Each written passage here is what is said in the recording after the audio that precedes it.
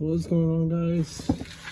So I bought a blow-off valve bypass valve adapter for this bad boy, and we're gonna go ahead and we're gonna go install it. It's pretty simple and straightforward. You have to take off the 3 screws that you see right here, the 3 screws, and that's about it. And yeah, so I'll be back real quick.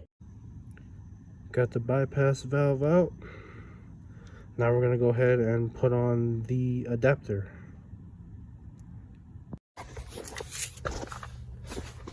Blow-off valve is in. I'm sorry, bypass valve is in. Connector is also connected as well. Everything's pretty much buttoned up from here on out. And yeah.